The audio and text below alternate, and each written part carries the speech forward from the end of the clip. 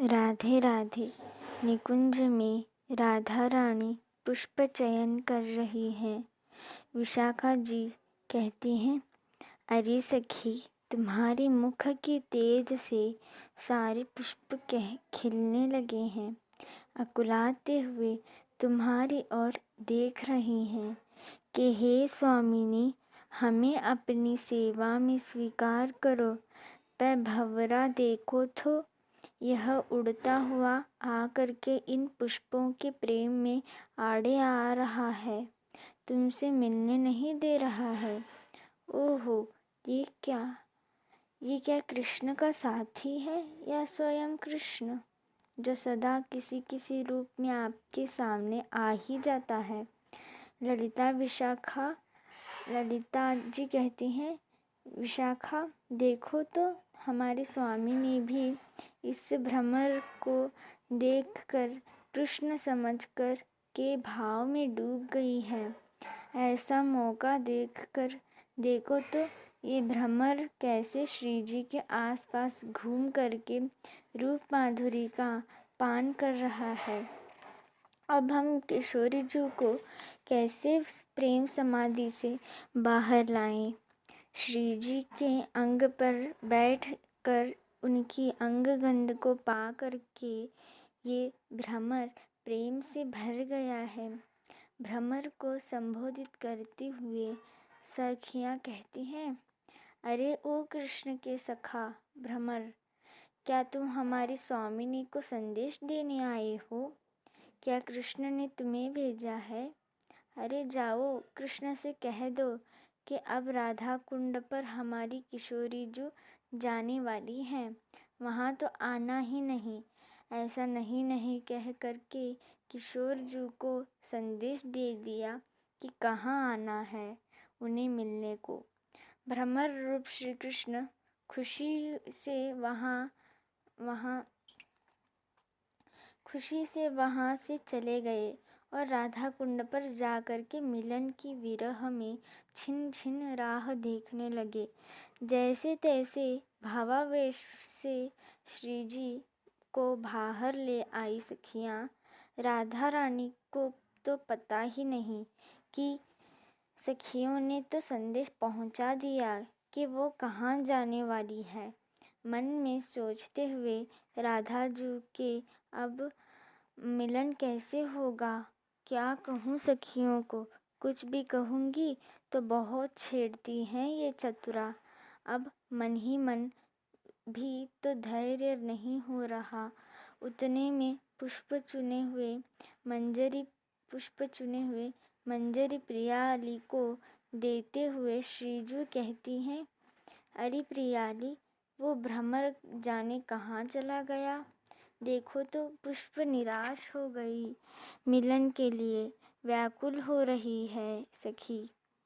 मंजरी समझ गई उनका इशारा, कहा नहीं श्रीजू, देखिए भ्रमर को पता चल गया है कि कलियां किस समय और कहाँ पर खिलेंगी, अतएव वो तो बेचारा वहीं पर बाट देख रहा है। ये सुनकर तो मन उल्लास से भर गया श्री जी का। फिर कहने लगी, मंजरी, ओ मेरी प्राण प्यारी मंजरी, तूने आज मेरे प्राण लौटा दिए। तुम मेरी अति प्रिय मंजरी हो। सुनो, श्रृंगार मुझे आज तुम ही करना। देखो, आज इन पुष्पों से मेरी वेणी को भी तुम ही गूंथना। सखीरी मेरी प्यारी मंजरी। खुशी का ठिकाना नहीं राधा रानी का और मंजरी का भी। रंग देवी कहती हैं, अरे सौभाग्य देखो तो इस मंजरी का, इतनी बड़ी कृपा कृपालु दयानिधि राधा रानी ने की है। सुदेवी कहती हैं, हाँ सखी, मुझे भी ऐसा लग रहा है कि कृपा की बरसात हो गई इस मंजरी पर। ओहो, भाग्य जितना सराहूं उतना कम ही है। अरे मंजरी, जब स्वामिनी जी ने कृपा की है तो तुम हमारी भी कृपा पात्र स्वयं ही बन जाती हो। लो आज मिलन माधुरी का तुम प्रबंध करो। ओहो क्या हुआ है आज, इतनी कृपा, धन्य भाग्य मंजरी को। धन्यवाद को गुरु सखी को, जो यह गूढ़ अति गूढ़ मंजरी रस प्रदान कियो। गुरु मंजरी को स्मरण करते ही वो प्रकट हो गए।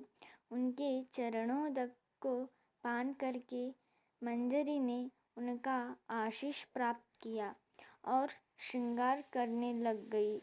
माथे पे सुंदर सी बिंदिया चंद्रिका हीरे माणिक जड़ित धारण कराया। मुख को चंदन और केशर राग करके चित्रावली सुंदर धराया। बीच में नथ भेसर नूपुर वारी और कान में झुमके स्वर्ण के धारण कराए। चंद्र को लज्जित करने वाली श्वेत रंग की कंचू की धारण कराई।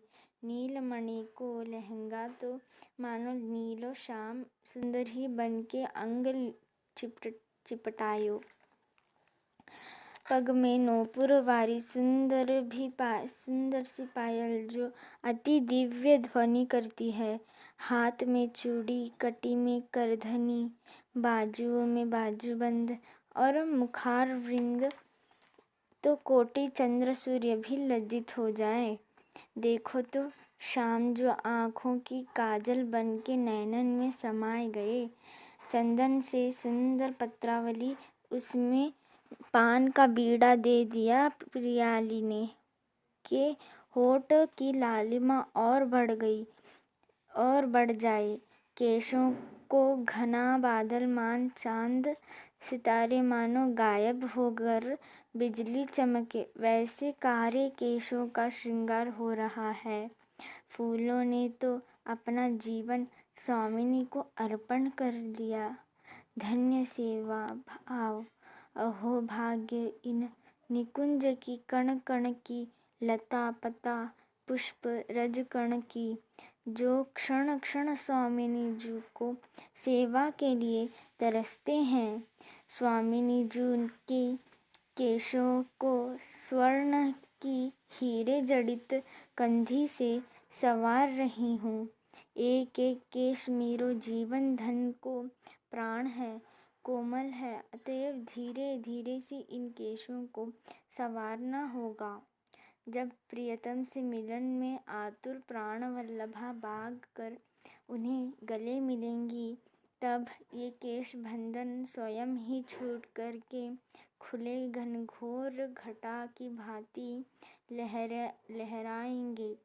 तब श्याम सुंदर को इनमें लगाया हुआ इत्र की सुगंध बरबस बावरा बना देगी।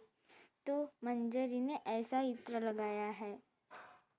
लो स्वामिनी जी की सभी श्रृंगार व्यवस्था हो गई।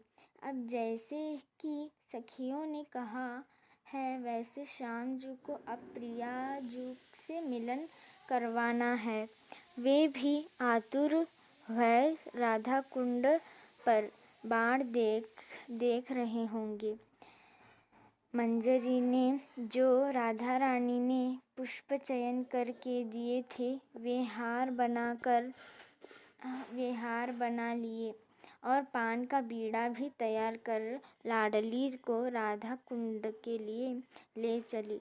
सजी हुई राधिका के नूपुर, झुमके, कंगन तो आह्लादित होकर नाचने लगे और आवाज करने लगे। उनकी ध्वनि सुनकर श्रीजी भाव विभोर होने लग गई और चलना ही भूल गई। तब मंजरी ने प्रिया जी का हाथ पकड़कर उन्हें ले जाने लगी। ये देखो, राधा कुंड पर पहले से ही श्याम सुंदर बाट देख रहे हैं। श्री जी को देखते ही उनका अनुपम श्रृंगार देखते ही श्याम जी तो बेहोश ही होने लग गए। हाय राम, यहाँ भावाविष्ट लाडली जी, जिन्हें कुछ होश ही नहीं, और यहाँ श्याम जी जो बस होश खो देना चाहते हैं। अरे ये कैसी मझधार में आ गई मंजरी। तभी गुरु मंजरी वहाँ आ गई। जब भी मंजरी को लगता है कि वो क्या करे, मेरी कृपालु गुरु मंजरी आ जाती है। और आकर उन्होंने श्यामजू को संभाला और उन्हें कुंज की मिलन का स्मरण करवाया। तब लालजू होश में आए और लाडली लाल गरबा देते हुए ठाड़े हुए। मंजरी ने आते हुए जो मालाएं और पान का बीड़ा तैयार किया था, वो उसने गुरु मंजरी को दिया। उन्होंने युगल को प्रेमाश्रु से पूर्ण मालाएं पहनाई एवं मुख में एक पान को युगल को पवाया और उनकी उच्छिष्ट को खुद पाकर महाअमृत बना करके प्रिया अली के मुख में दे दिया। इस महाप्रसाद को पाकर गदगद हो गई मंजरी। गुरु मंजरी के चरणों में लौटने लग गई। प्रेम से हृदय भर गया, मानो गुरु मंजरी ने स्नेह से उठाकर अपने गले लगाया। वो मानो अपने उर में भरा प्रेम मंजरी को प्रदान कर रहे हैं। आज के दिव्य सेवा की जय, गुरुदेव की जय, लाडली लाल की जय, राधे राधे।